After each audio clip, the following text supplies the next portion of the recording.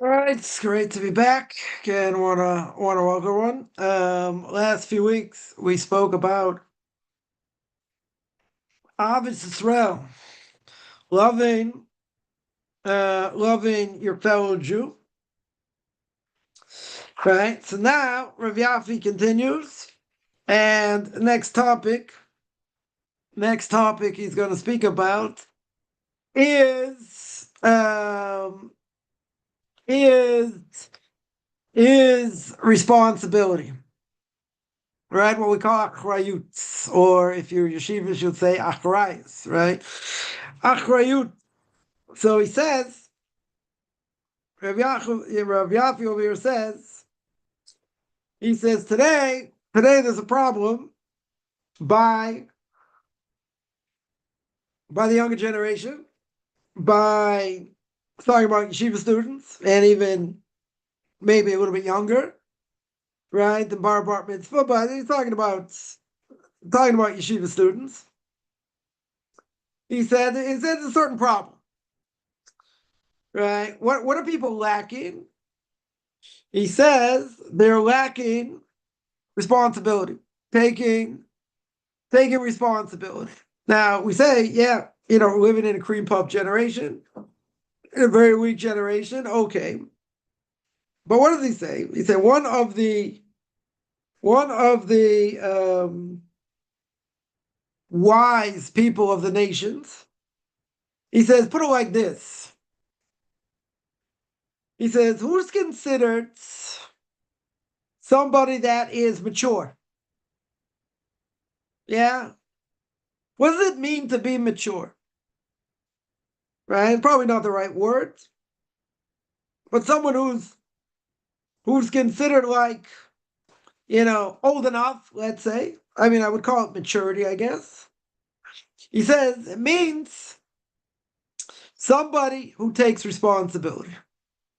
Somebody's able, right? Let's say better. Someone who's able, right, to take responsibility. So he says, one thing you see, he says, in Yeridus Adoros, which means that, generations are much weaker. Generations that, obviously preceded us are much greater, right? Certainly much greater because they're closer to the giving of the Torah Mount Sinai. So in the weakening of the generations, he says, what do we see? You see this lack. You see this lack of people that do not want to take responsibility. He says in Cal, one of the places of, Torah giants, learn there, a big place for Musar, for ethics. And what do they teach them in Cal? What do they teach the students there? So he says, what do they work on? That you have to be what we call a bar samcha. What is a bar samcha? It means literally someone who can be relied on. That's what it means, right? Someone who can be relied on. Right? That's what it is. So what's going on over here? What's he telling you? He says one thing today, that's lacking, especially in students, is people do not want to take responsibility. Now, obviously, if you do something wrong, you have to own up to it. You have to admit you've done something wrong, but he's not talking about that. You're not talking about that. We'll see.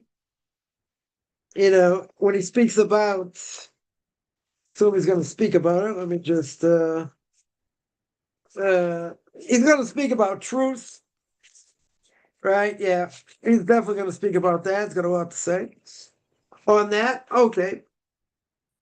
Well, that's going to be for another day. Yeah, but, admitting you did something wrong, right, should be obvious. Not to say, wow, it happened, too bad, whatever. Right? But we'll speak more about that another time. But he said, what's lacking? what's lacking by students today? So we always say one of the biggest problems, and this was even a problem 20 years ago, 25 years ago. Heard a great rabbi say, what's the problem? People, or kids in general, they don't have self-esteem. Right? They don't have great self-esteem. So the great rabbi told me, gotta build up our kids, gotta tell them how great they are. We gotta, 90 to 10 ratio. 90%, all things are positive. You have to discipline your kid. Okay. 90% of the time, statements that come out of your mouth should be positive. But I said if you build them up and you say how great they are, then they're going to be big balagaima. They'll be conceited. He says, don't worry, I can work with that also. He goes, that's not the problem. Right? It's a lack of self-esteem. There's general lack of self-esteem. But he says over here, what are we lacking? What are students lacking? He says they're lacking a sense of responsibility. Now, he doesn't address why, at least not in this part. Yeah. Why that? He says it's a weakening of the generations. Meaning, any generation, every generation that's after Mount Sinai is weaker. What we call Yeridus Adoros. It's the weakening of the generation. So this part of it, right? I'll give an example. In the Yeshiva Baranovich, the head of the yeshiva was a Ruchana Watson, Shem Yikam Dama. God should avenge his blood.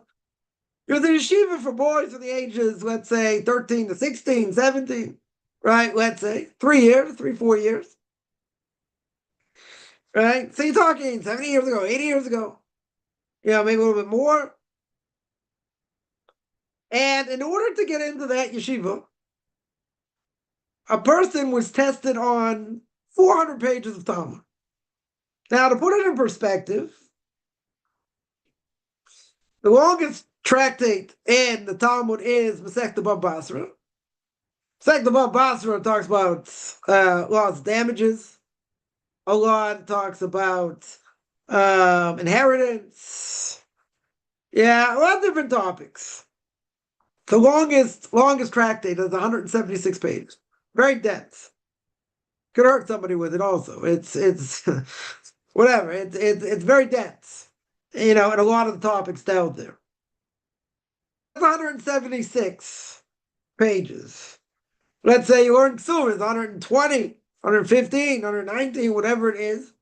That's already 300. That's like two major tractates they got tested on. 2.5, 3, or if you have smaller ones, you can have 4 or 5. 400 pages you have to know. 200 front and back. You have to know like the back of your hand with all the commentaries. This is a kid's 13 years old. We're not talking he's already 20, he's married and whatever. You're talking about a 13-year-old kid.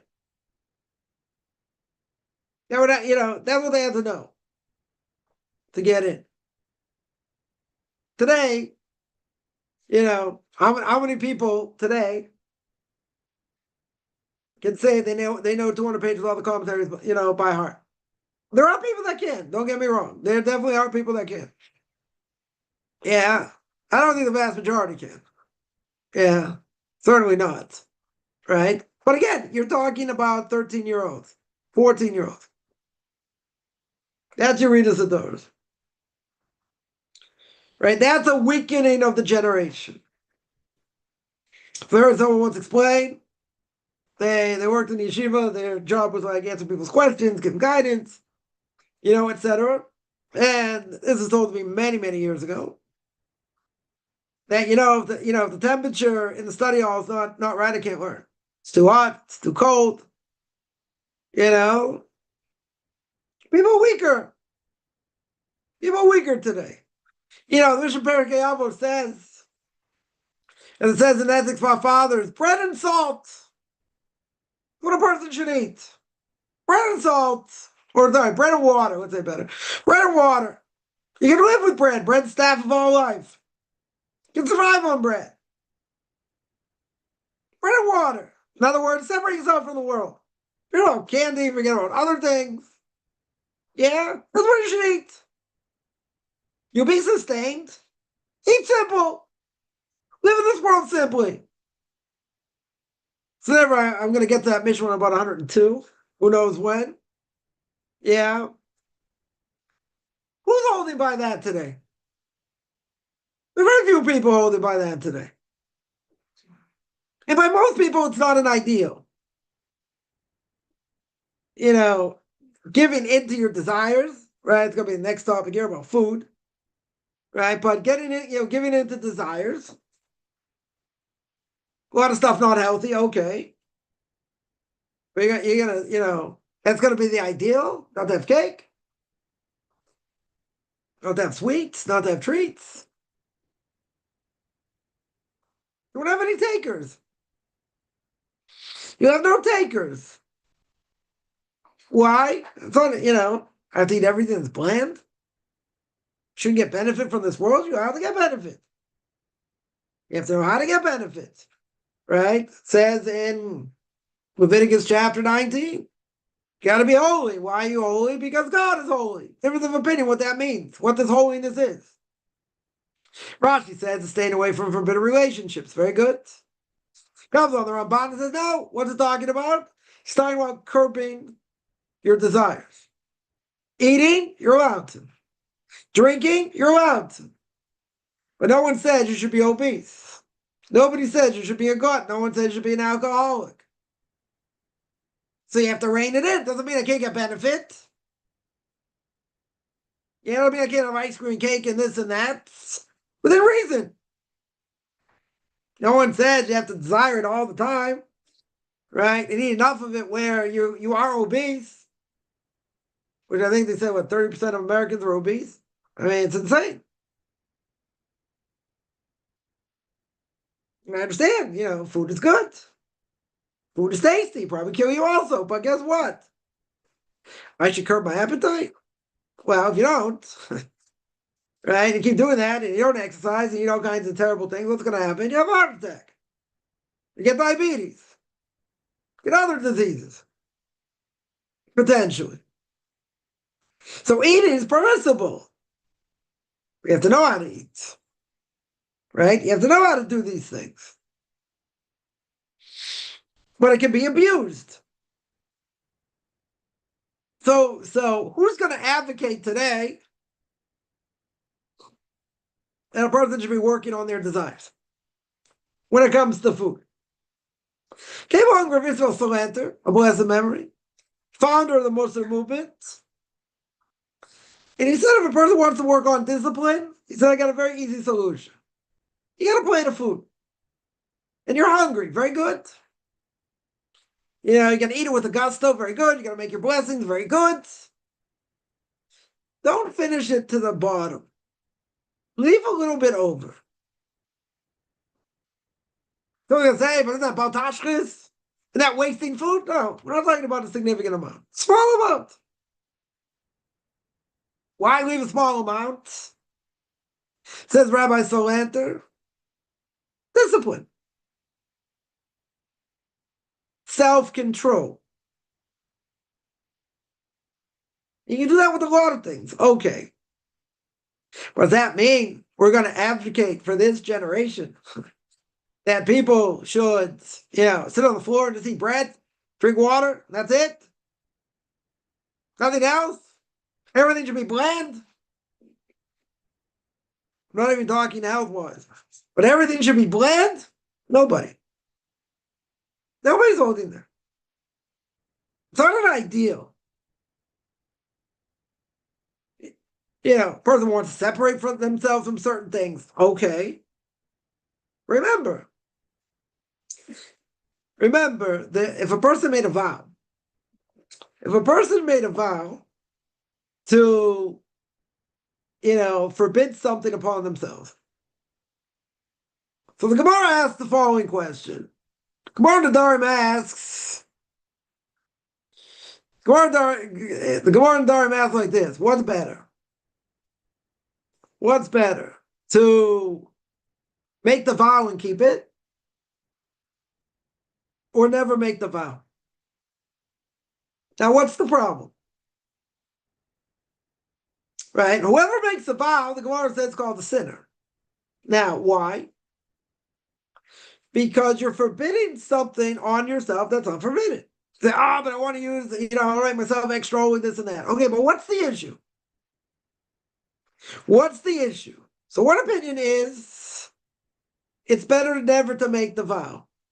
Why is it better never to make the vow? Because if a person makes a vow to say they are going to do X, or they are going to do Y, and they do not say b'li neder, they don't say without a vow. This is one of the reasons, main reason probably, that right before Rosh Hashanah we do annulment of vows. Because a person could say something where not, where they were obligated to do it, they didn't do it. Now, we don't normally speak in the language as the Gemara says. When a person made a vow, it's like you made a vow like giving a sacrifice. It was attached to giving a sacrifice. We don't give sacrifices today. Right? It's impossible to give sacrifices for a lot of reasons. Right? But we don't give sacrifices. Right? So the language, that might have been used, not the same language we use today.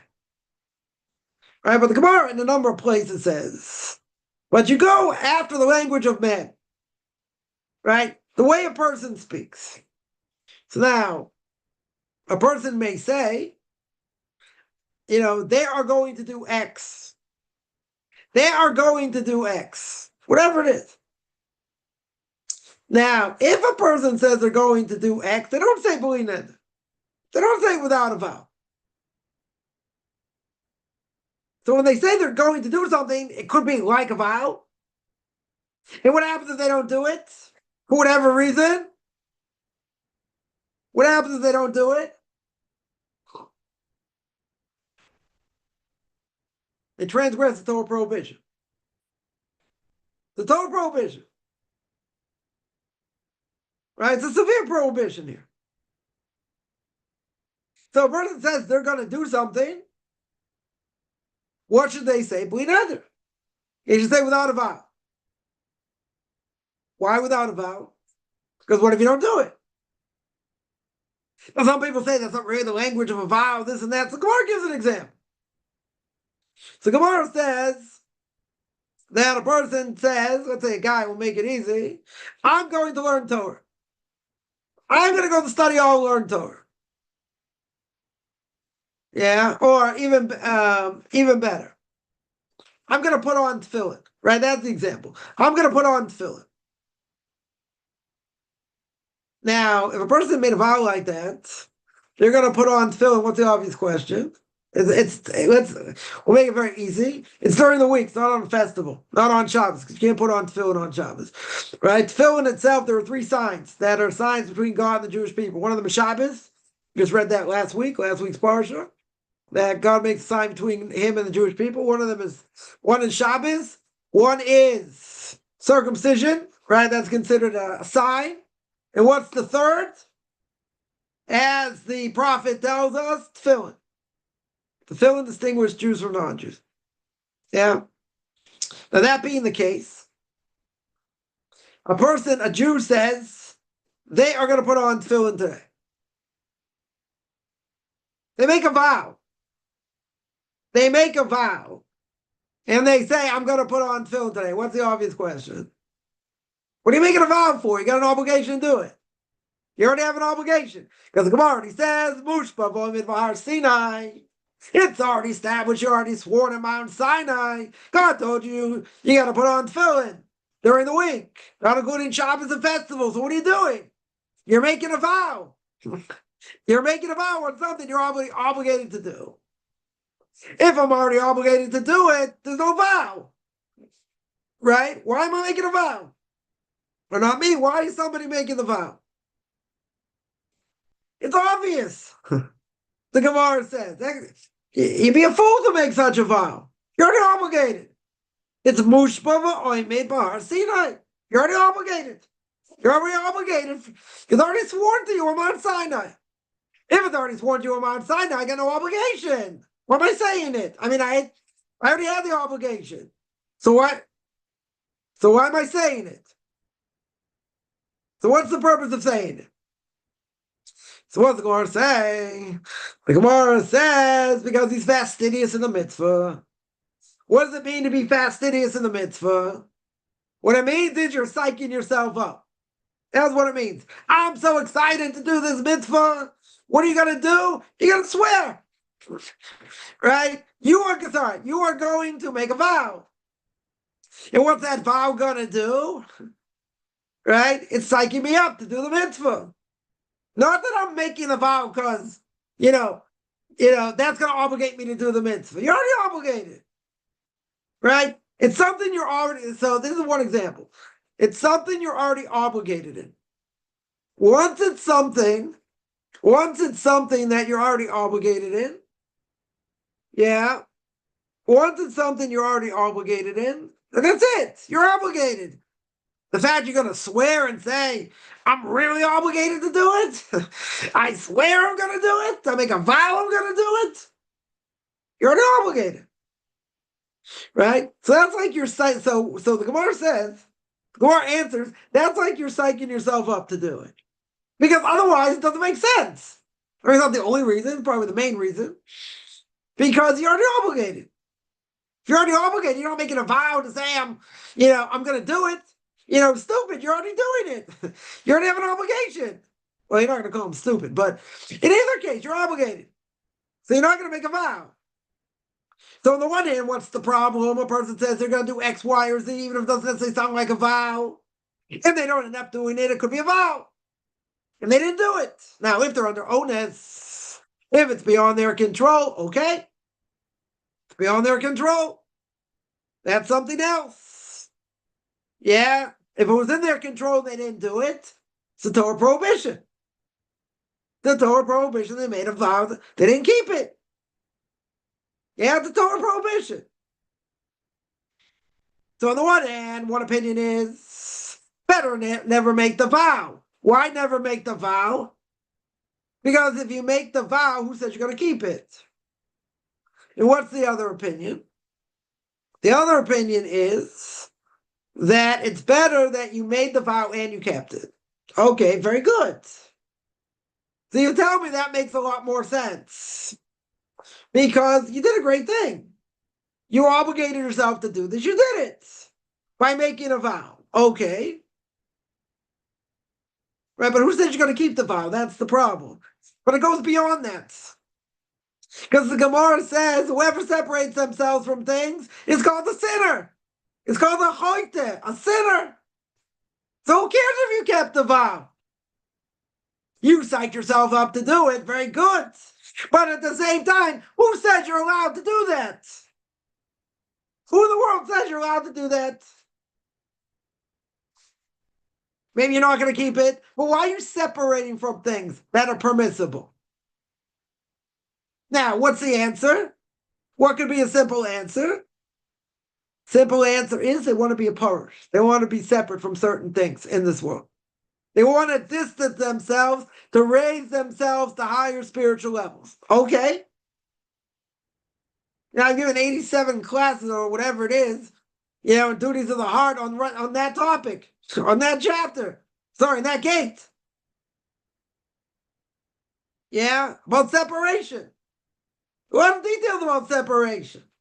What I'm going to separate from in this world, right? And how you're supposed to do it and what it means and all these different things. Yeah? So that a person can do if they do it the right way. So, separating from something is not the same thing as making a vow. It's very different. Making a vow is much more stringent. Because there you're saying, you swear you're not going to do this. Right? Right? That's the strength of a vow. If a person just separates themselves from certain things, they're careful what they look at. They're careful with the level of kashrut. They're careful with other things. Okay. So very good. And some of the things you're obligated in, right? Because the Torah says, Lo sasur acharei levavchem ve'acharei neichem. Says in the Shema, you don't go after your heart, go after your eyes. Right? So very good. So, Shmir Zainayim, you guarding your eyes. Very good. So then you got an obligation to do. The fact that someone's going to say, not only am I going to do it, and I'm going to work on it, you don't even have to verbalize it, but what are they going to say? What are they going to do? They're going to make a vow. And they're going to say, however they say it, whatever the language is, they're going to say, without a vow over here, they're going to make a vow, let's say better. They're going to make a vow and say they're going to guard their eyes. They're going to guard their eyes from seeing things they shouldn't see. Very good. And you're already obligated. Why are you making such a strong statement? How do you know you're going to uphold that statement? And most likely, you probably won't be able to uphold that statement. So therefore, we hold it's better never to say that. Because who knows if you're going to be able to uphold it. Some people, you'll tell me, could do it.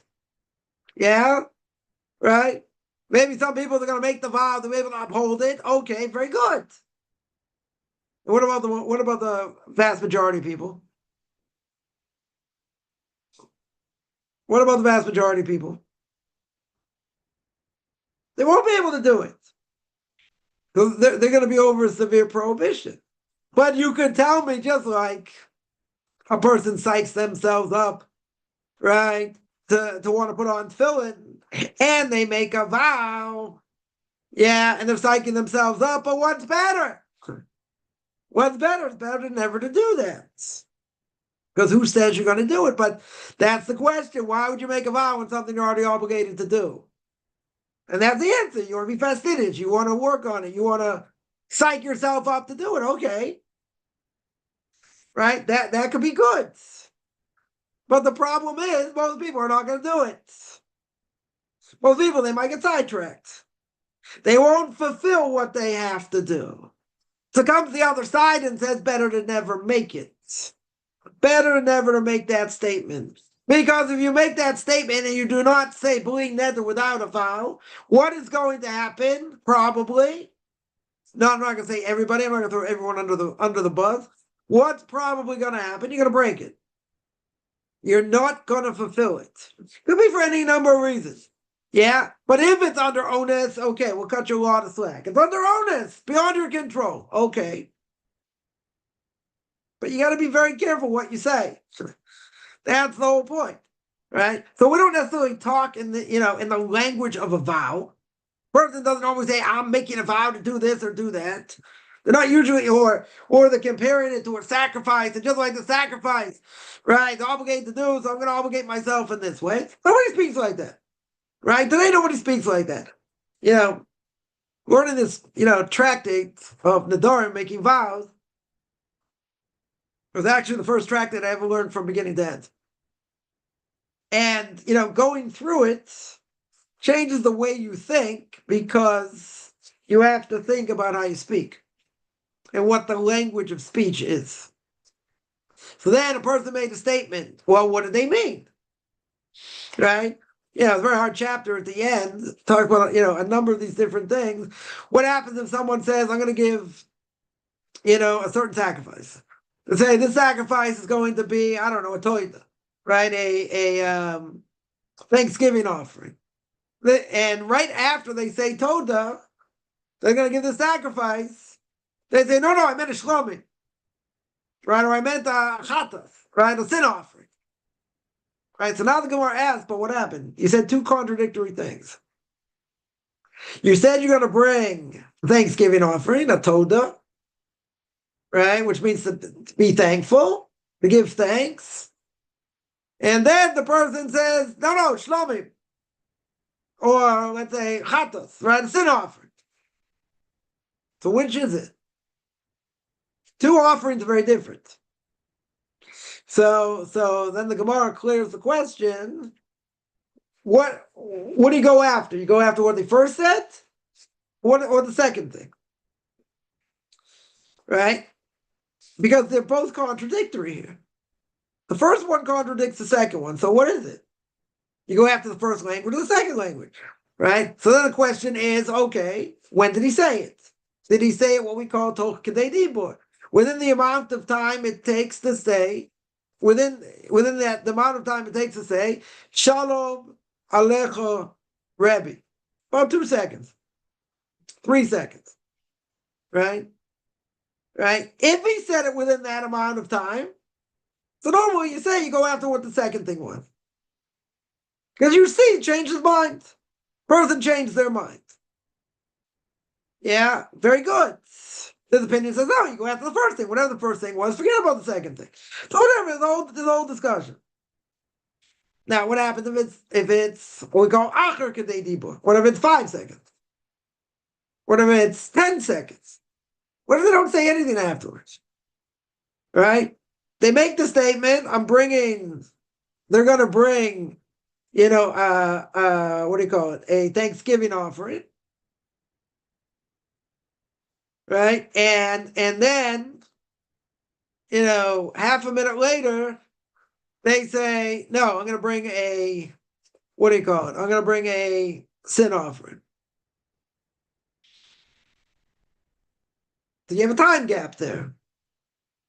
So if I have a time gap, so it's looked at, is the first statement still intact? And I forget about the second statement because it's too far away. What do I say? No, I go after the second statement anyway. Right? But it's going to be within a certain time frame. Okay. So you're going to say, big deal, who cares? Because this comes up. Where does it come up? You make a blessing. A Jew, let's say, makes a blessing.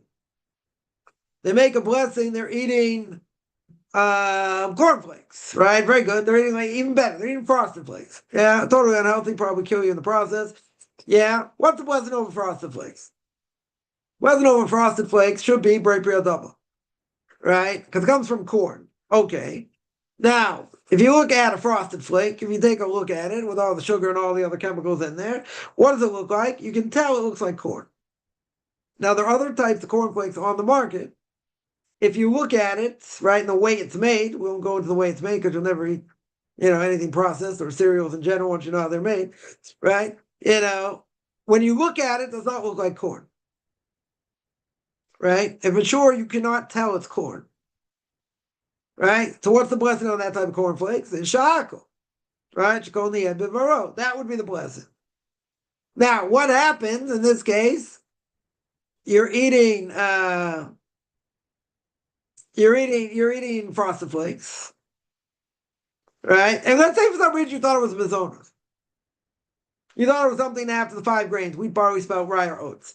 Now, my statement is not true here because cornflakes do not satiate like cookies or cake or whatever, right? So now a person says, bring me a name mazonos. Now they realize in a split second they made the wrong blessing. So toch kedei dibur, within 2 seconds, they say, no, Brei Priyadama. Within that amount of time that they had, they fixed it. Very good. That fixes the problem.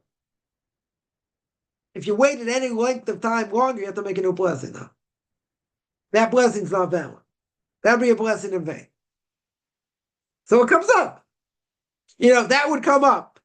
Because if it's within the amount of time it takes to say, Shalom Alecha Rebbe, it means you made a mistake. You want to go after the second thing you said, right? In our case, you made a mazonos by mistake. Okay. Within 2 seconds, you say, Brei Priyadama. That's it. You fixed it. If you waited any longer than that, you got a problem. But things can be fixed up depending what it is if I change what I said within that amount of time. It's a very short amount of time. Extremely short amount of time. So there's a fundamental question how I speak. And again, people say, come on, we don't speak that way. The way we speak when making a vow. Right? Not very common to speak like that. Very good.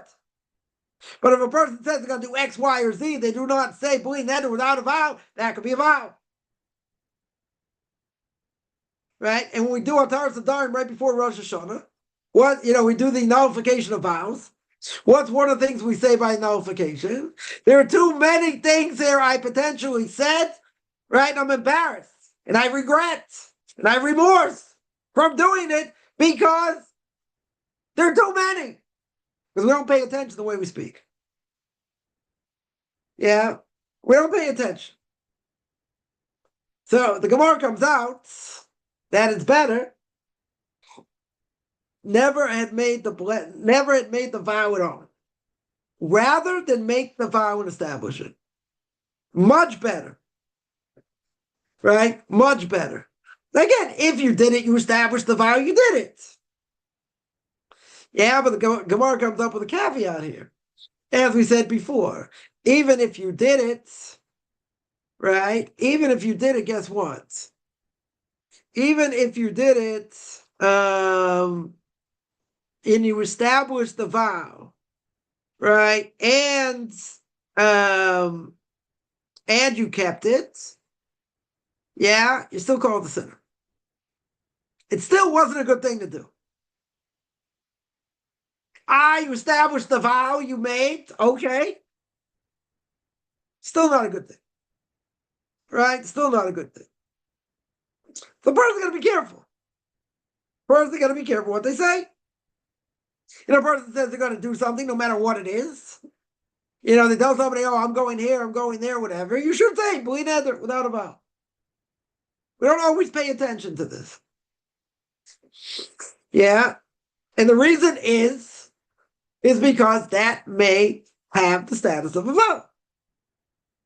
Right? Even if that's not necessarily your intention, right? But you said, I am going to do X. Right? I'm going to do X, whatever it is. But you didn't do it. So it could be a lot of these things had the status of a vow. If a person, says they're going to learn Torah, and they went so far as to make a vow, so they're psyching themselves up to do it, but it shouldn't be done. Should not be done. So a person has to be careful with that. Comes along Rav Yafi over here, right? And he says that one thing lacking in yeshiva students, he says, is this idea they don't take responsibility. Even from the non-Jews, you understand, says Rav Yafi over here, who's considered someone that's considered like an adult, or it's considered mature, in my language. He says it's someone who takes responsibility.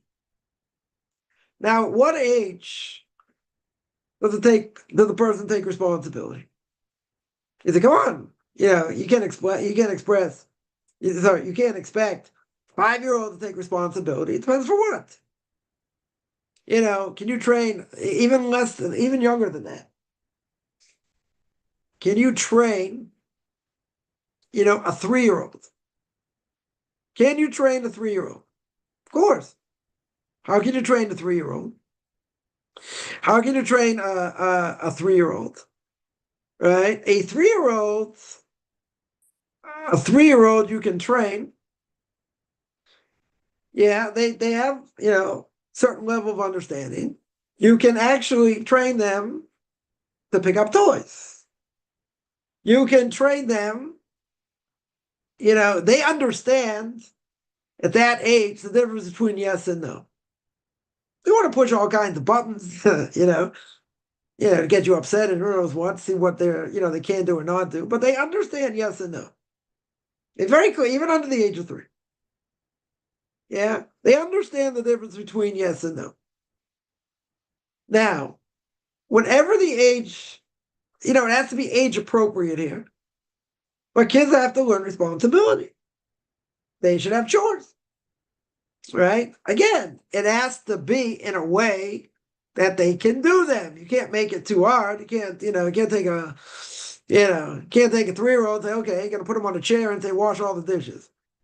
Yeah, wash all the Shabbos dishes and clean the cholent pot. Like, okay, that's a little bit mean.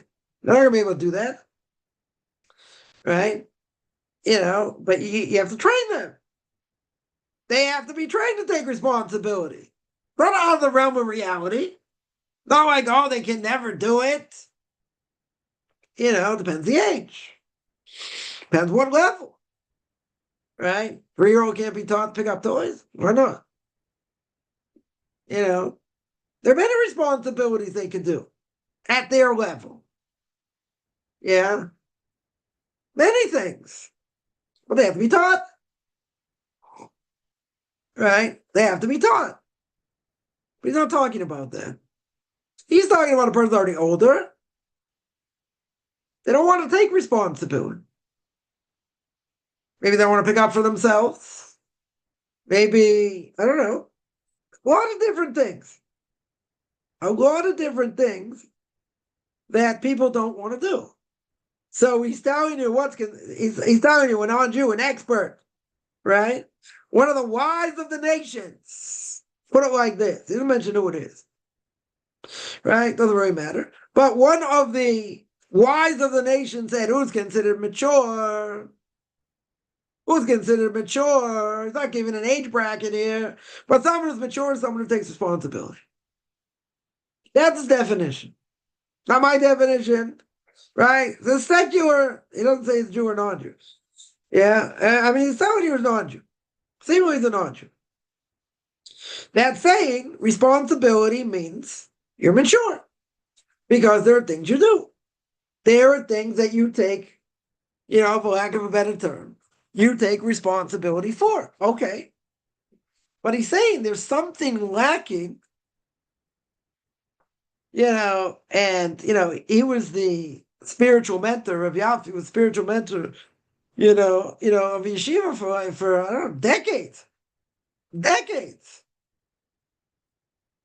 And he said, this is something lacking. Boys don't want to take responsibility. And he's asking the question, why not? What happened? What happened over here? What, too lazy? You can't help someone out? You can't do this favor for someone? Like, I'm not saying the person can't, is not capable. I'm not talking about someone who's not capable. Someone's very capable. They don't want to do it. Why don't they want to do it? Maybe you get someone who, has an ego the size of the world and thinks it's beneath me. Yeah? I'll give an example. Right? I'll give an example. Not exactly like this, but I'll give an example. Someone told me a story. 13, 14-year-old kid, is learning yeshiva. And the mashgiach, the spiritual mentor, whatever, is giving over, I guess, a Muslim, whatever. He's talking, and this kid comes up to him and he says, that's great. Very nice ideals, very, whatever. He says, I have a different way of looking at it. So the 13-year-old kid says, I have a different way of looking at it. This rabbi looks at him, he says, you're too young to have an opinion. So he answered him. He says, you're 13 years old? 14 years old? You already got all this knowledge behind you? Right? And you're going to say, well, I look at it differently. Based on all my life experience. You've been around the world 13 years. Or as people see, I see it all the time. Going around the sun another year. Right? To say it's their birthday. Yeah? Going around the sun another year. 13 years old. 14 years old. Yeah? That's what he told him. We're in his place. He's like, when do you have an opinion? Based on what? Yeah. What's a lesson he was trying to teach? You're a kid. Yeah. You don't have all the great wisdom knowledge. You tell me you've gone, through the entire Talmud, this, that, the other thing. Okay. We'll have a discussion. There are gifted people, Beseder. There are gifted people out there, but they have to learn from people. Yeah, they're not just forming their own opinion by themselves. Per se, unless, they could be absolute geniuses. There are people like that. But they still need guidance. So he said, this kid said, I don't need guidance. I have a different opinion. What do you mean you have a different opinion? You don't need guidance? You think you're God's gift to the world? You're a kid. Essentially, you're a kid. You're a midget with a hat. That's what I call them. Right? I see these midgets with hats. So now they get obligations. You count them for a minion, right? Other obligations. They're considered an adult according to Torah. Guess what? They're still kids. You got to treat them like a child and treat them like an adult in certain ways, right? Depending on the age, obviously. But they're midgets with hats. What to say, I have a different outlook. What do you mean I have a different outlook? You're 13 years old. You're 14 years old. I see the world differently. Yeah. So that's what this mashgiach, this spiritual mentor said. Like, you're too young to have that. You want to tell me you're 18, 19, 20, whatever. You get a lot more learning under your belt. You have knowledge, more knowledge. Okay. Can have a discussion. People used to say to my Rebbe, like when he was 17, 18, 19, whatever, you give over things from the Torah portion of the week, and then you apply it to current events. Right? And like people thought he was crazy. It's like, where do you see the connection there? He said, what do you mean? He says, you're living Torah. You're absolutely living Torah. There's always a connection. It's always a connection.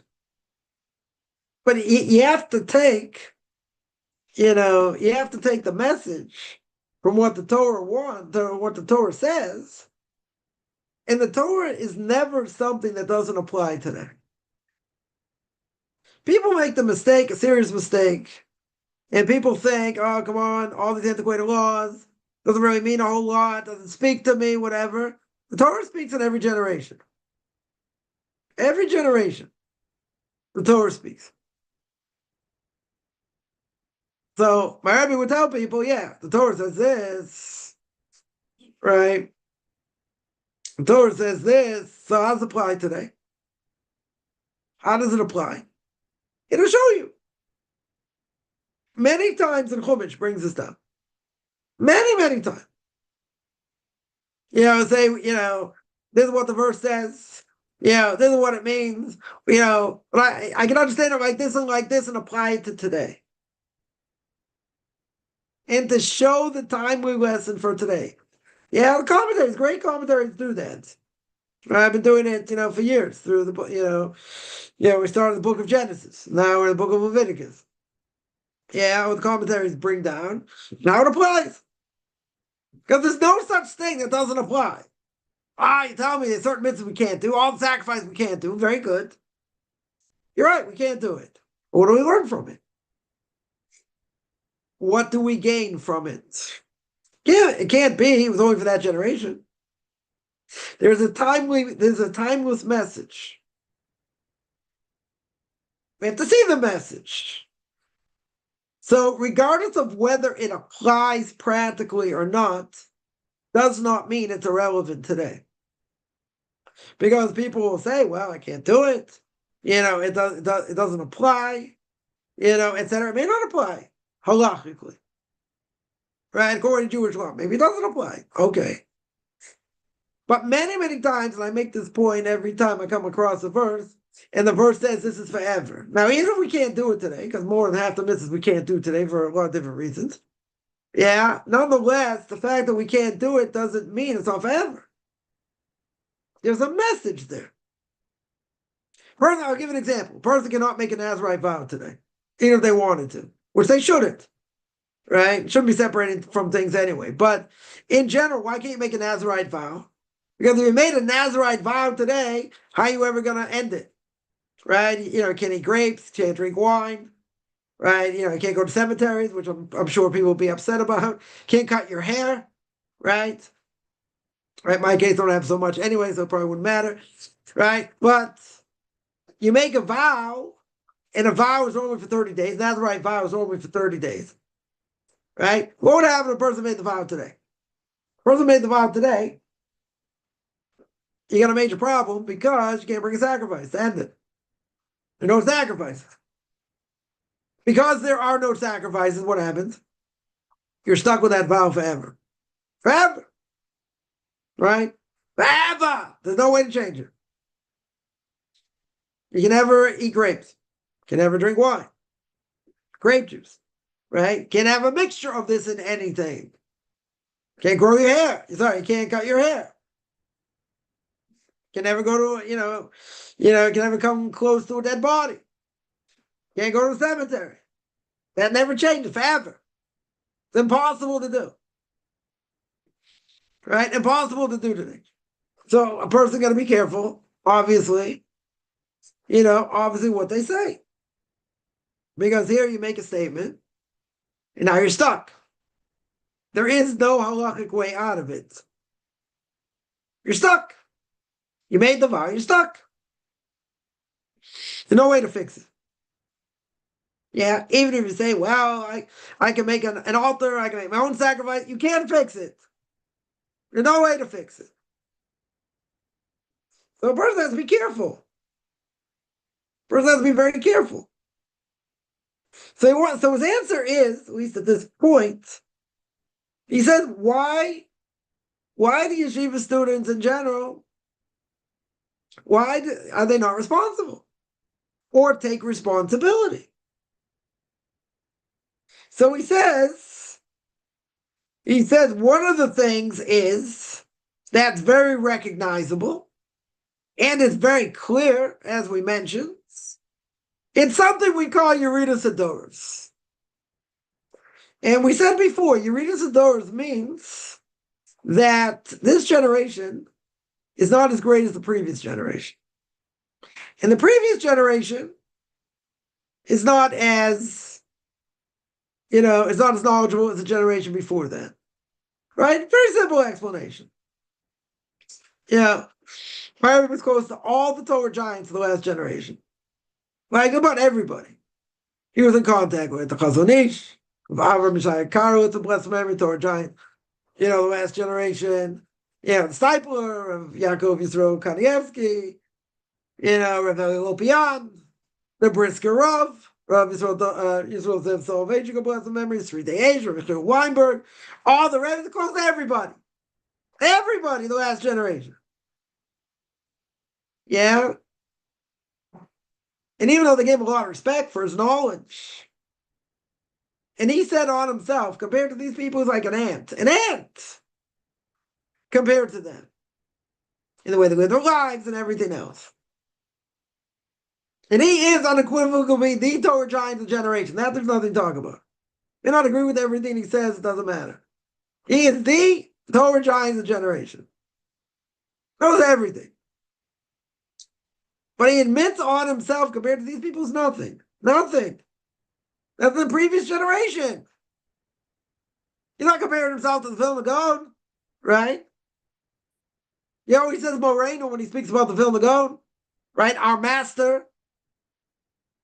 He wouldn't compare himself to the Vilna Gaon. That's nothing, not knocking him at all. God forbid.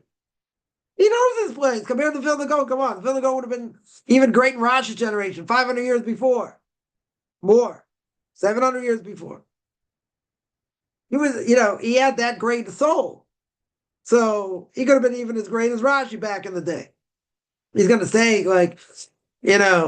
he's comparable to the Vilna Gaon? Certainly not. Not even close. That's 300 years ago. Or 50 years ago. Yeah, I'm talking about the previous generation. Of all the great people he saw. In that previous generation. And he himself would admit he's nothing. He's an ant compared to them. It's not a knock. Their knowledge was different. Very, very different. There were people in the previous generation that could stand, and there's stories told about this, that's how I know, that could stand for 4 or 5 hours, in thought and learning. Without getting, having to go to the bathroom, not having to eat anything. Yeah, they can stand for hours. Hours. You don't do that today. There are people, okay, they get up, they walk around, whatever. Not so easy to sit for so many hours. Very good. But to stand in one position. One position. Because they're engrossed in thought. How many people today can do that? You can say, well, what's the big deal? Yeah? People sitting down can barely do that. Without either getting distracted, having to get something, this, that. You're talking to apples and oranges. It's a generation we can't even imagine. Can't even imagine who these people were. And what they knew. So you take a yeshiva katana. You take, a yeshiva for boys 13 to 16 to get in, 200 pages Talmud back and forth. 400 pages altogether. Today, come on. So people, only start learning Talmud at the age of 11, 10 or 11. Got to learn all, 4 or 5 tractates under their belt before they get there. It's, unless the kid's an absolute genius or something like that. Yeah, so you're talking less than 100 years ago. Do you know how many great people were lost in that generation? What could have been from that generation? It took years. It took decades to build. Decades to build. Yeah, in America. America was nothing. Was nothing when all these great rabbis came. And there was nothing there to build. They had to build from scratch. They had to take their European knowledge, and ingrain it in Americans. And the work ethic was totally different. And the knowledge was much higher. Europe was much higher. Nothing to talk about. To ingrain in American students, that's like, they had their work cut out for them. They did it. They did it. 40s, the 50s. I started these yeshivas. Someone told me a story when I was so much older. Told me a story like all these different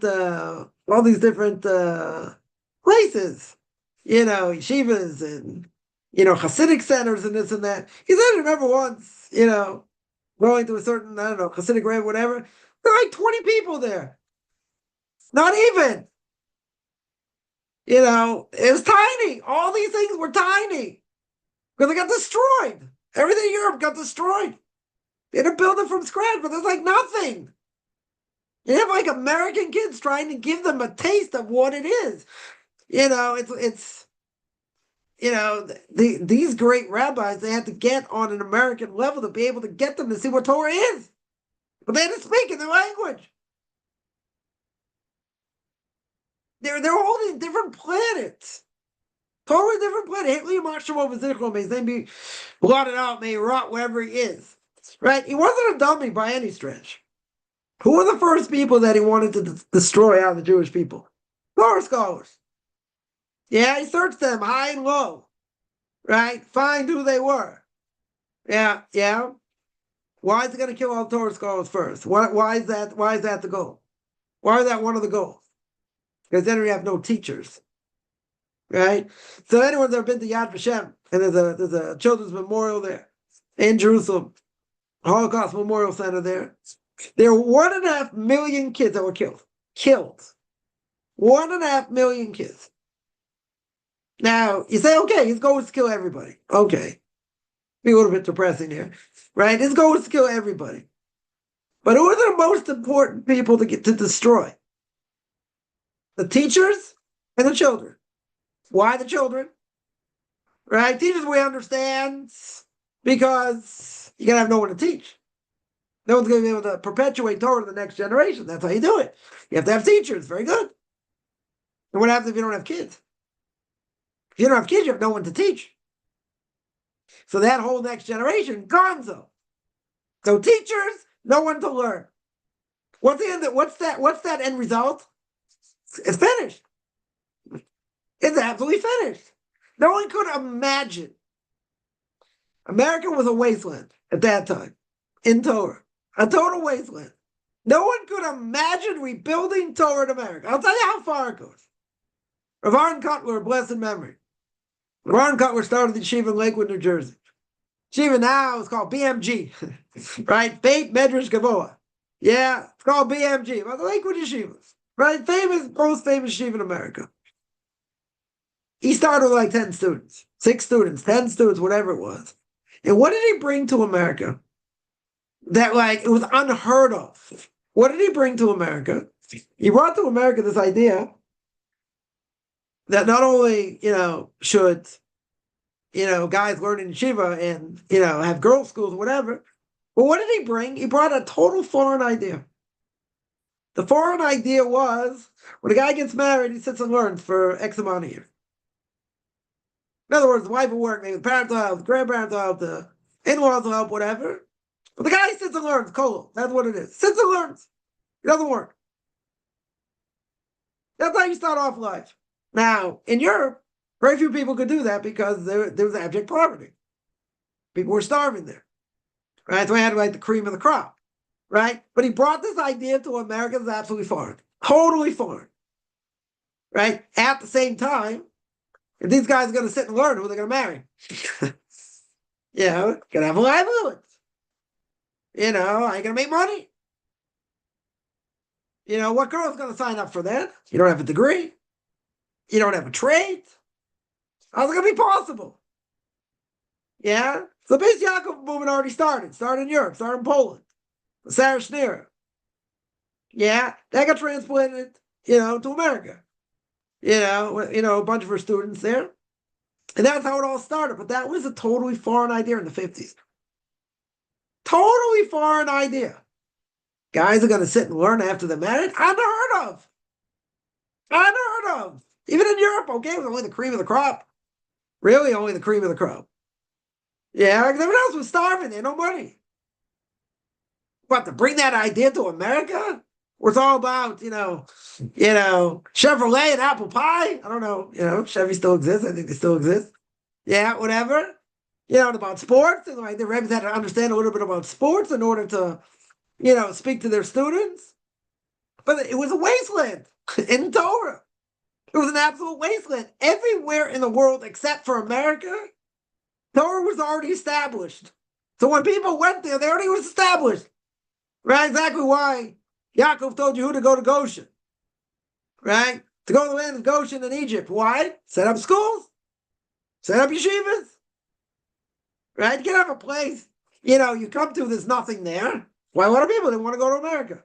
For that reason, there was very little there. No one ever thought Orthodoxy was going to do anything. It was dead. Literally was dead. And you had some of these great rabbis that came, and they implanted and infused Torah to a generation. And that generation infused it to the next generation. That's how it was built. But you're talking in the 40s or 50s, you're talking handfuls of people in different places. There's no real, strong kashrus organizations and other things. I mean, it had to be built. And it was built 100% almost from scratch. Almost literally from scratch. So you're talking the 40s and 50s. So now you're talking another 70 years later, 60 years later. There's an explosion, unbelievable explosion in Torah. All over. You got in Florida, you got in Atlanta, you got in St. Louis. Okay, it's a little bit smaller in St. Louis. You got in Baltimore, big community in Baltimore. You got New York, you got LA, Chicago, Denver, Houston. You got a lot of these communities that have very, very strong communities. Strong kashrus organizations. You got, people sitting and learning day and night in some of these communities. A lot of these communities and, doing outreach and teaching and this and that. Back in the day, in the 40s, there was nothing. It was very little. Right? This friend of mine told me, go to different rabbis, this and that. There's nobody there. You can't imagine. He said, there's nobody there. Once told me. But all these, different Hasidus or whatever. Okay. They got destroyed in Europe. Okay. Came to America. They started up again, but it was very, very small. Extremely small. And all these yeshivas started out very small. Okay.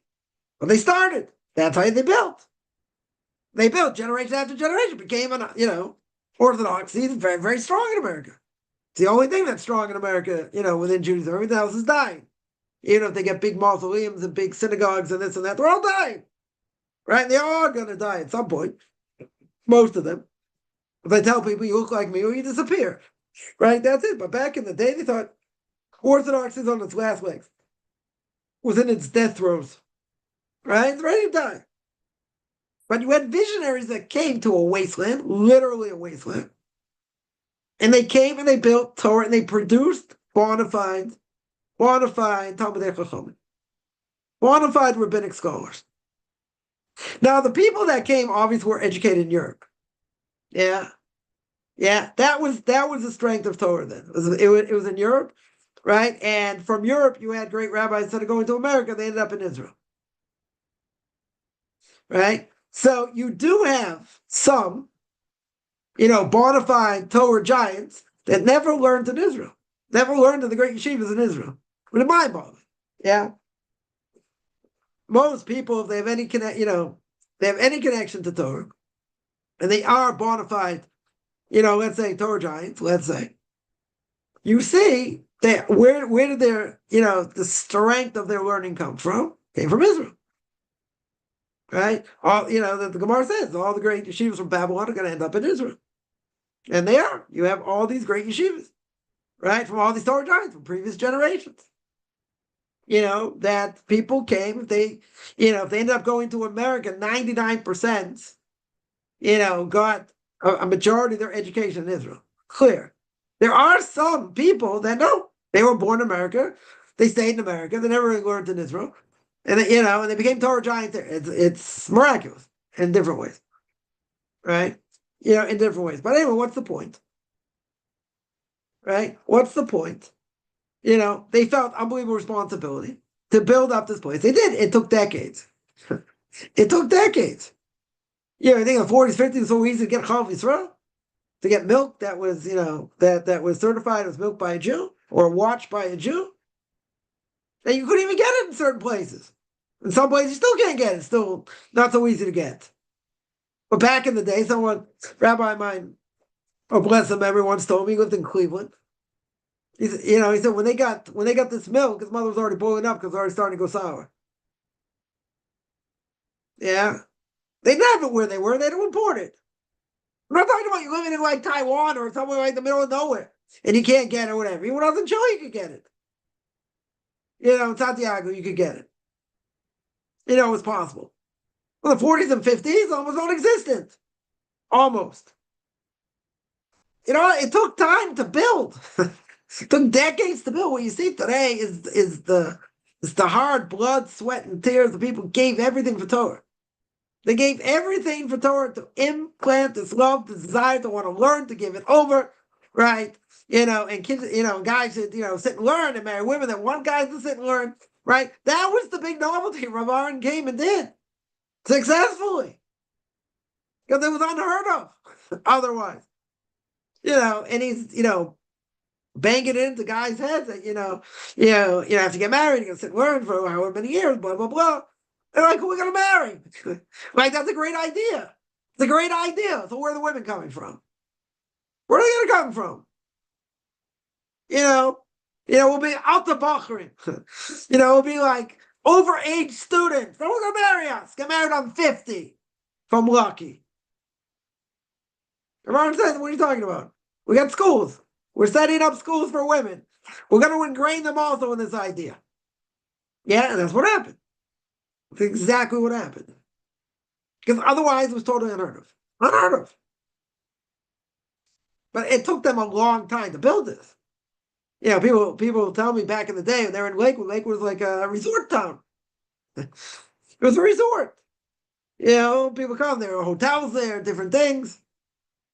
Yeah, what it is today is the probably one of the strongest Jewish communities in America.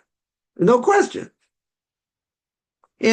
Producing a lot of rabbinic scholars there. Nothing to talk about. 5,000 students there. 4,000, whatever it is. They got a lot, unbelievable what it became. No question, the whole city is like a Torah center. It's a major Torah center. And now people are moving out because it's too expensive to live there, so they're moving out to other places. Well, to Tom's River, to Jackson, other places. Okay, but that's the base. That's a very, very powerful base. Yeah, it took a long time. Rav Aaron's son, Rav Shneur Cutler, blessed memory. I forget how many students, Rav Aaron built it up to, but he expanded it unbelievably. If Rav Aaron had let's say a couple hundred students at best, or a little bit more, he expanded to thousands, right? It's an unbelievable thing.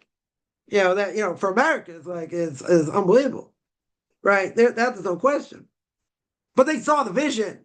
They had the vision. right? They have to implant it, and implant it in their students, right? But, so how do I get on to all that now? I always get lost in all this. Because says Rav Yafi over here, what's recognizable? You read the Sidduros. This lack, right? There's a very strong lack over here.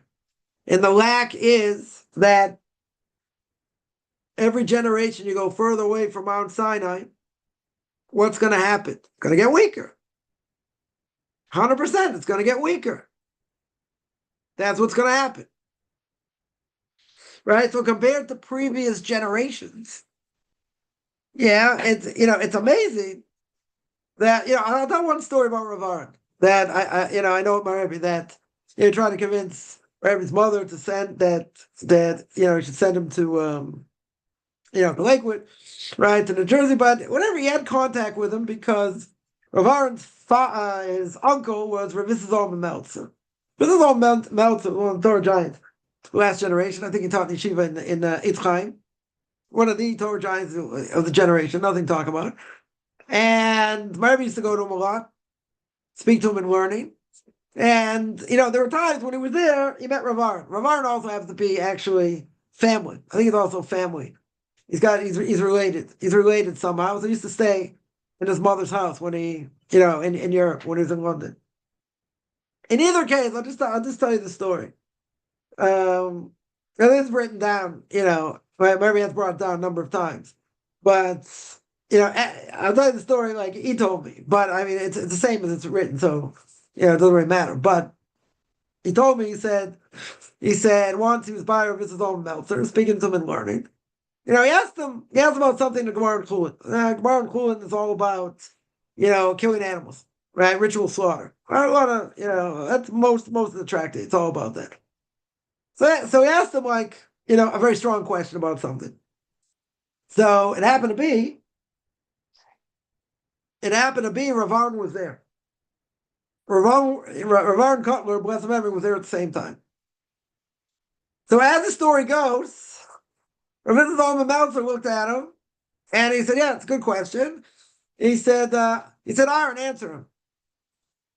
He could have answered him, I'm sure. He said, "Aaron, answer him." He said, "Give him an answer." Right? He had a good question. He said, "Answer him."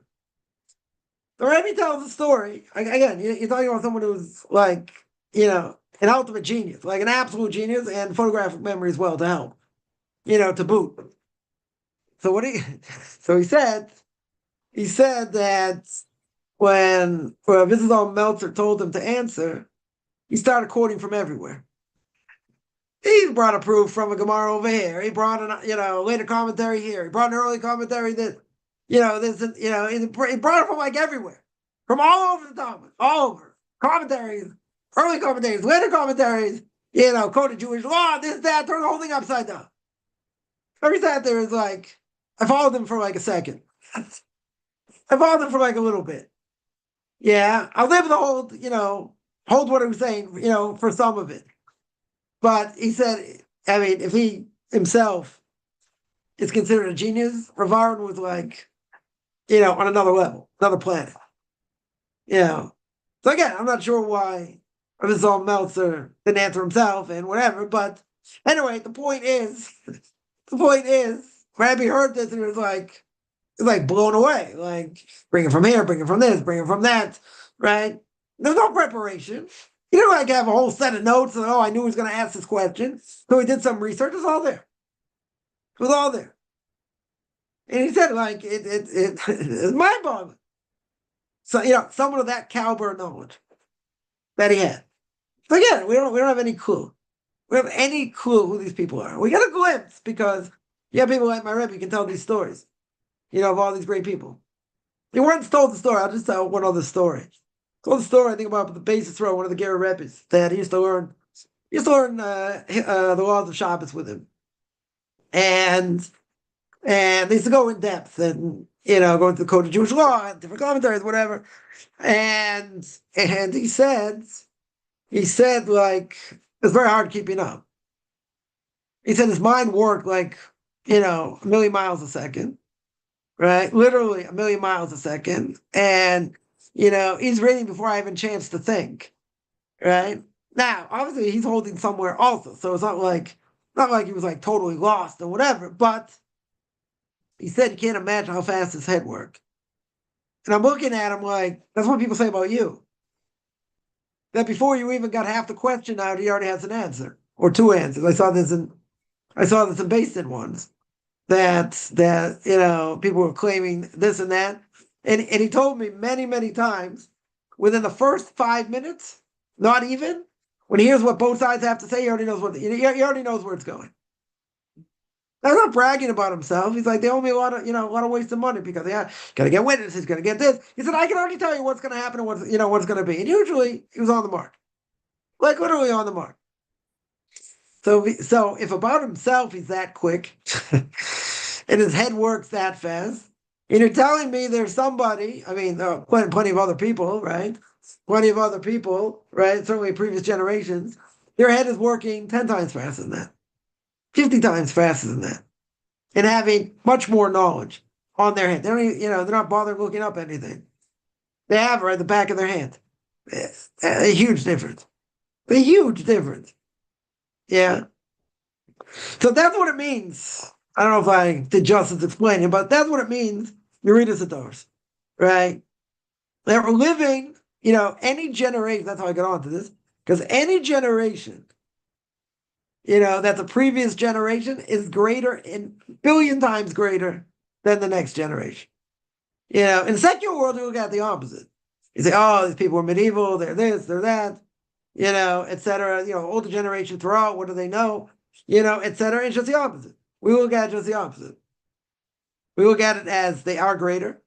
They have greater knowledge, greater capacity for knowledge, because they're closer to that link in the chain, going back to Mount Sinai. So they have different type of knowledge, right? Even if it's one generation before. So that's why the Gemara says that if you want to overturn let's say a rabbinic decree, right? If you want to overturn a rabbinic decree, you have to have a rabbinical court that's just as great in knowledge and in number. You don't have that today. Certainly in knowledge you don't have. That's for sure.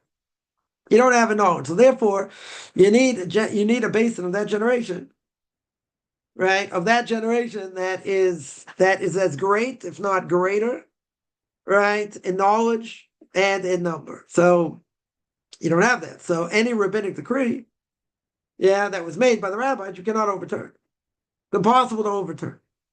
Right? Why? Because we don't have the knowledge. They need a basin that's greater than their rabbinical court that made the decree. Okay, very good. Do we have basins today? Yes. Are they comparable to the basin at the time of the Gemara? Certainly not. Knowledge-wise, not even close. It's not even close. Yeah. So that's what it means. Right? So since there's a lack in the generation, because the previous generations, are much greater, so therefore there's a lack in taking responsibility. Right? That goes hand in hand. That automatically goes hand in hand because there's a lack in previous, in this generation compared to previous generations. There's going to be a lack in other ways, not just in knowledge. He says there's going to be a lack in taking responsibility, right? And in Kelm, in the great yeshiva in Kelm, in the schools in Kelm, what they teach, what was one of the main things they taught? They wanted the student to be what they call a bar samcha, someone you can rely on. Right? That it's possible, he said, that's his language here, it's possible to rely on him. Now, if they're not as great as previous generations, there's going to be a lack in them. There's going to be a lack in knowledge. There's going to be a lack, probably in self-esteem.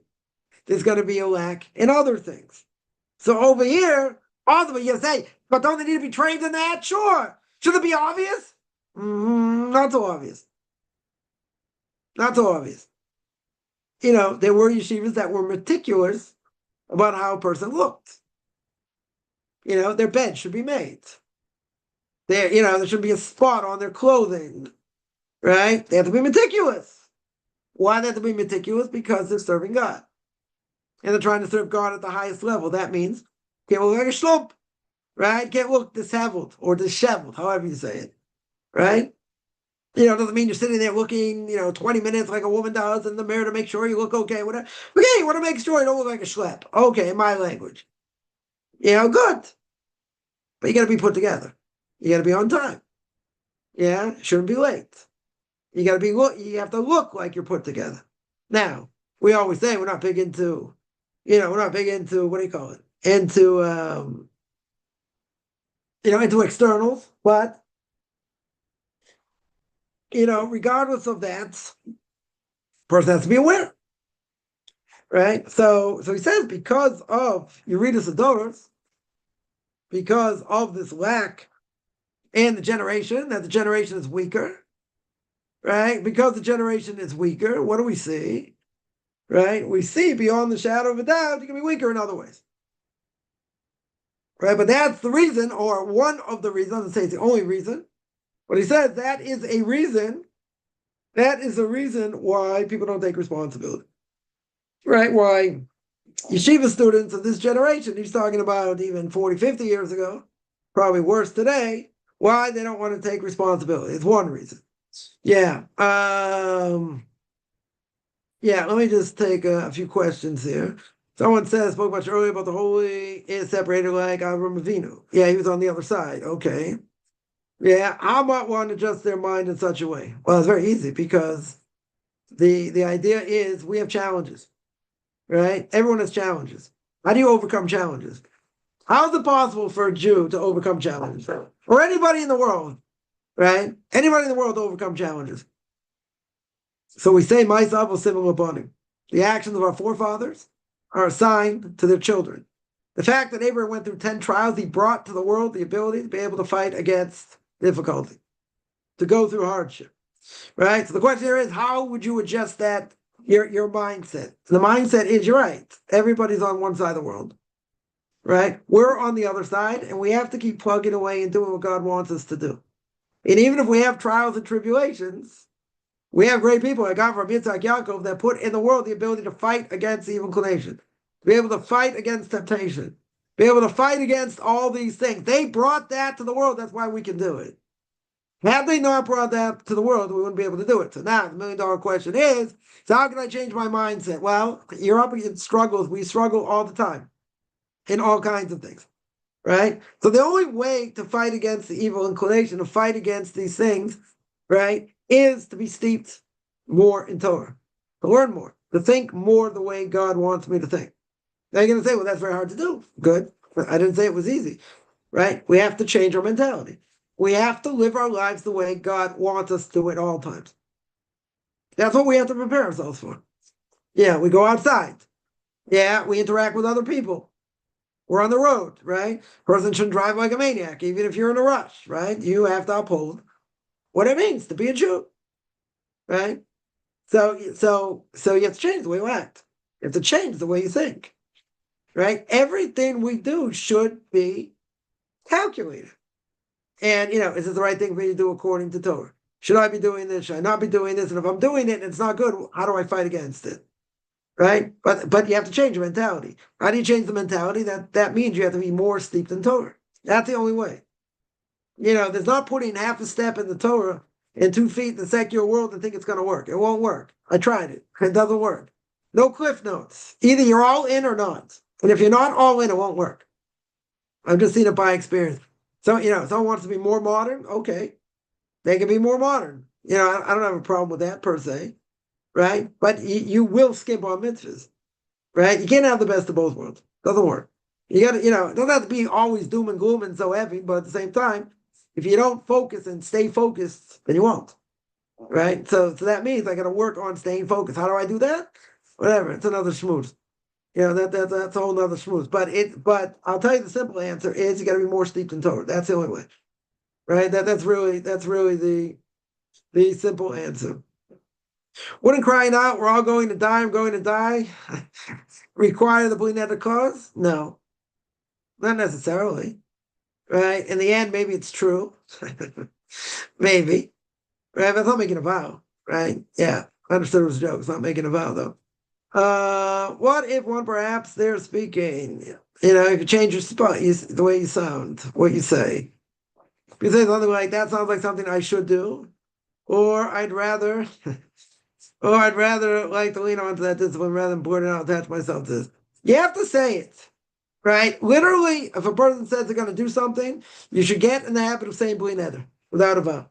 That's what you should do. Yeah, you should get in the habit of saying that. Because otherwise you may end up making a vow. Could you repeat that, please? Say again? Could you repeat what you said that we should say when we give an oath? You say, I'll put it up here. Bli neder, which means without a vow. Right? That's what a person should say. If you're going to say I'm going to do X, Y, or Z, that is what you say, right? You'll say without a you'll say without a vow. Someone says it's a concept of a chumrah. No, it's not a stringency. We're talking about something that you're obligated not to do, right? You should not make vows. The Torah makes very clear you should not make vows. If you make a vow, very good, keep it. Very good. Okay, you made a vow, do it. Right? But a lot of times you make a vow, you're not going to do it. That's going to be a problem. Right? So it's better not to make a vow than make a vow and keep it. Yeah, it's not an issue of astringency, right? It's an issue that's forbidden. it's much stronger than that. Right? Not just it's astringency, some people don't do it, this and that. No. Because if we're talking about saying bli neder without a vow, yeah, you get in the habit of doing things where you might end up being obligated if you didn't keep it, right? Right? It could be it's not a stringency. It could be the language you said, a person said, not you, whatever, that a person said will end up being considered a vow. That's the problem. It's not a stringency. It's not a stringency. People may look at it as a stringency, but that is protecting yourself from making a vow. If it would be a vow. Because if you didn't keep it, then you transgress. Right? So it's not a stringency. You're protecting yourself. Right? You're protecting yourself. What if you didn't do it? What if you didn't do what you set out to do? Right? That's the issue. Why make stringencies? Why is this done? You know why people do it? Because they don't want to sin. They make more fences around the Torah when it's permissible, so they don't come to sin. That's why they do it. Yeah. Now, there are some things I would say have no basis in Jewish law at all. And sometimes people take on things to take on things. Yeah, because they like doing that. Okay, they want to do things that most people don't do. Okay. Yeah, but someone would do it for an extra level of holiness, to guard themselves even more, even if you're not obligated to. Now, there are things I would say you don't do that for. We spoke about this before, this idea of shawl women. A woman's going to put a shawl, around her clothing because she wants to be extra modest. Well, that's a problem because people are going to stare at them because it's weird. And people don't do it. You get these burqa women, same thing. They don't do it. People don't do it. Right? And it's going to call attention. So that's a stringency that could lead to a leniency. Yeah? That's a stringency that could lead to a leniency, and it should not be done. 100% should not be done. My Rebbe's rabbinical court came out against it. Everybody's against it. It's not like there's anybody that's for it. Everybody's against it. Right? So if there are stringencies that don't have any base, and it's going to cause people to do the wrong thing, right, then it's wrong.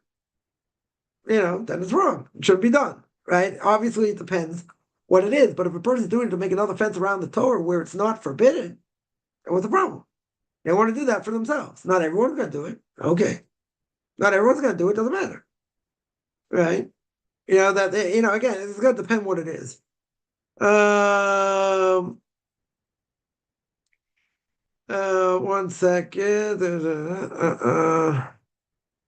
Is tractate part of the Talmud? Yes. There are 39 tractates that are part of the Talmud. There are 6 orders, right? You have Moed, which is all about the holidays, and about things that have to do with farming, right? And taking tithes and other things, right? You got Noshim, all laws about marriage, divorce, making vows also. You have Nezikin, which is all about laws of damages. And you have laws of idolatry and laws of the Sanhedrin, the Jewish Supreme Court. Those are 3: Moed, Noshim, Nezikin, Kachim, all about what do you call it? Kachim all about sacrifices, right? Tahar is all about purity and impurity, right? That's 5. And Zraim all about farming things also. So you have 6 orders. You have 39 tractates. 39, I think it's 39 tractates altogether. So one tractate in the Talmud is called a Masechta. That's what it's called. Right? A tractate is called is one full book of the Talmud, right? One might be Kedushin, all about laws, let's say, of marriage, Gittin, all about divorce, right? It's one tractate, one full tractate. That's what it means. In Aramaic, it's called the Masechta, right? It's the same thing. It means the same thing. What would the second thing be? The clarification. Yes, it could be the clarification, but if you waited too long, then what do you hold by? You hold by the first thing and second thing, right? If you said the first thing to do X, Y, or Z, and then 5 minutes later you said the second thing, is the second thing really connected to the first thing or not? You say it's a totally separate statement, but you just nullified the first thing that you said, right? So you're right. Maybe you should go according to the second thing, but you're only going, you only have a certain amount of time to do that. Because otherwise you made the second thing and the first thing you already have an obligation to do. Let's say 5 minutes later, you say, okay, I'm going to bring I'm going to bring a sin offering. Well, you already started to bring the other offering. You started already to prepare. Yeah?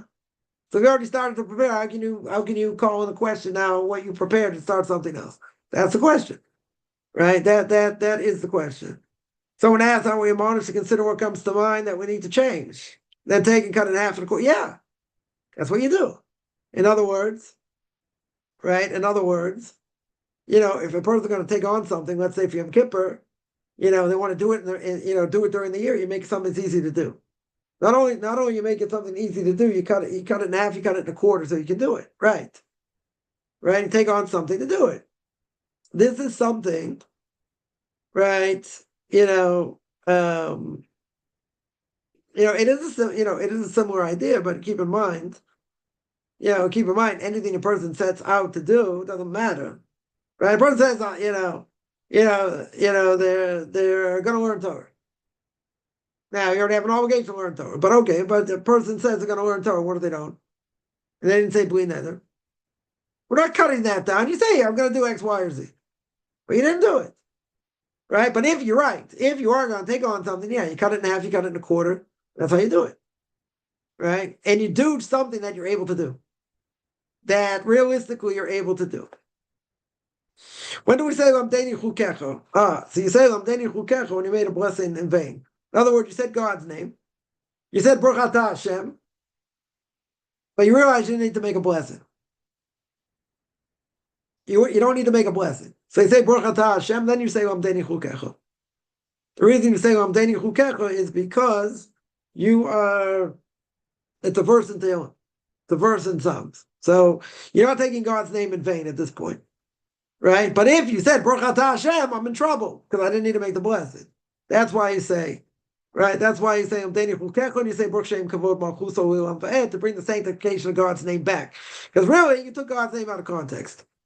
You said God's name for no reason. Now I put it on a verse in Tehillim. Very good. Okay. Very good.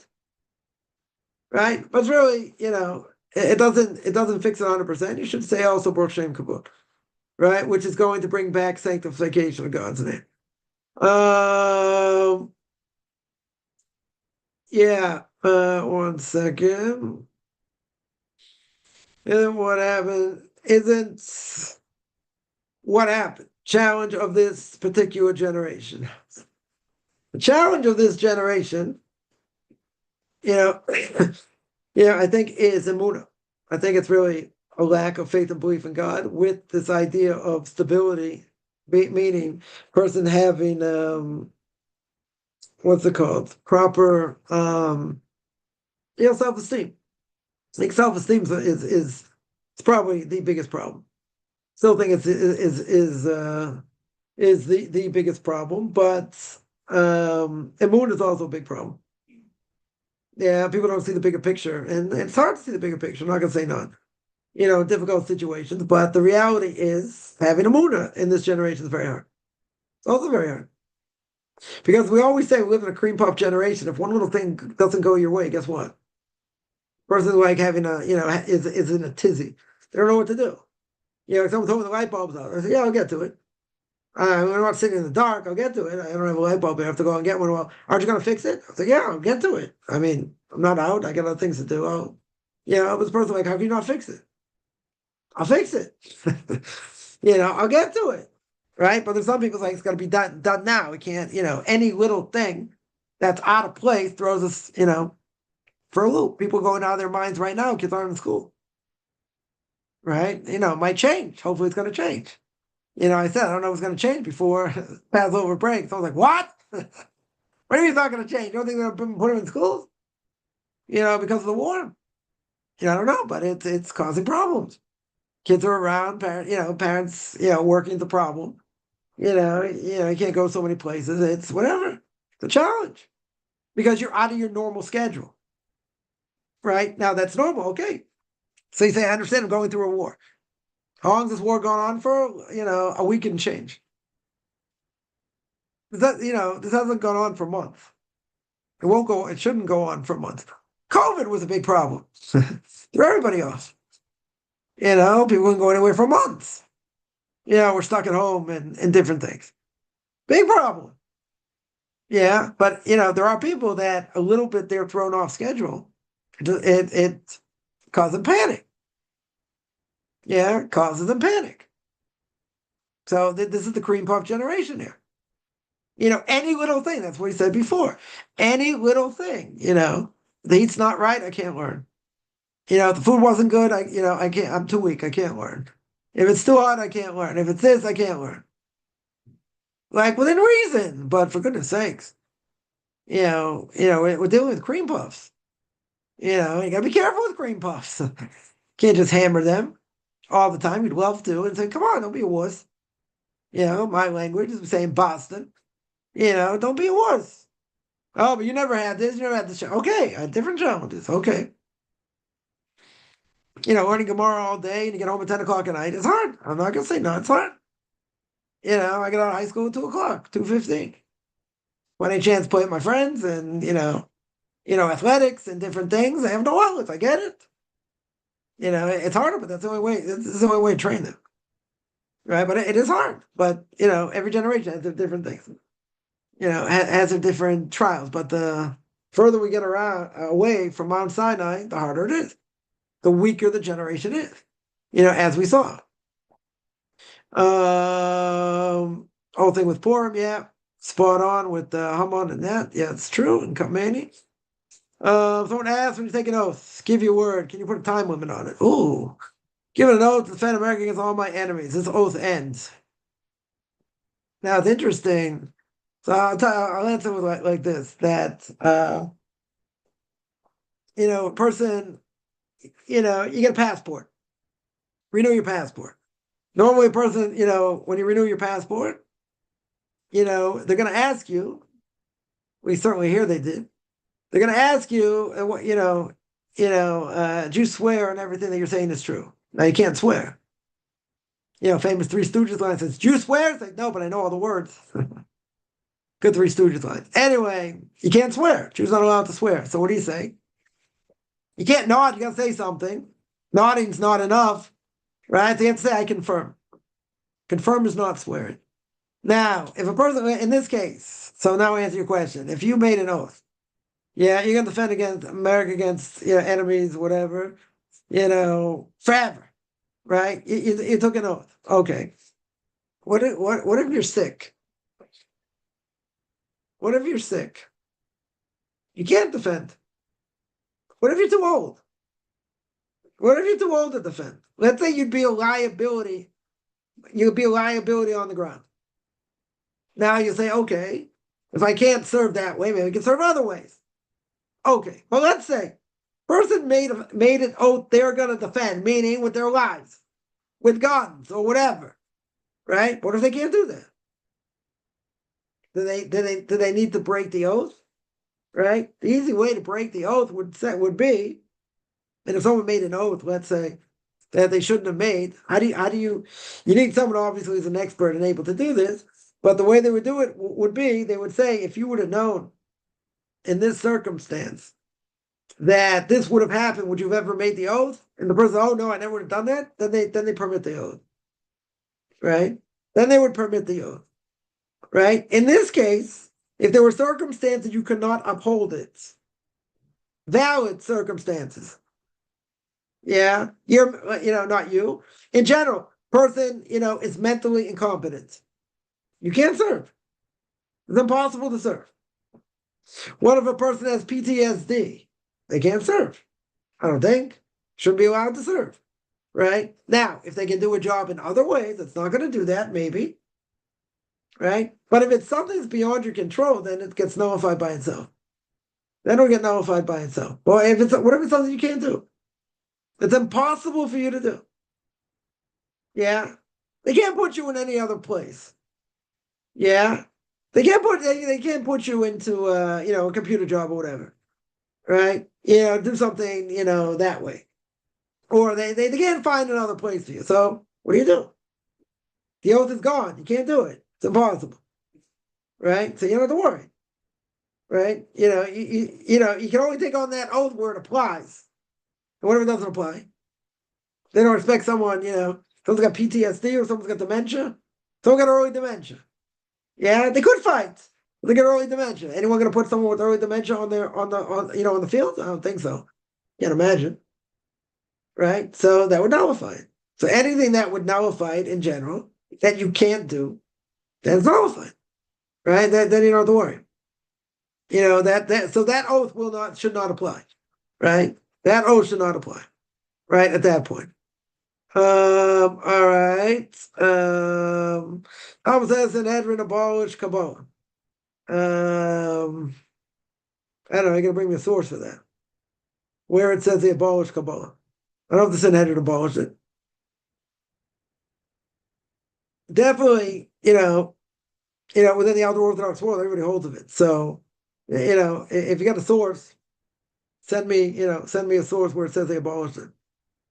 Because, not everyone's obviously going to learn Kabbalah, and they don't want people learning Kabbalah that shouldn't learn Kabbalah, right? But to say that the whole thing is abolished, I don't know such source that Sanhedrin abolished it, right?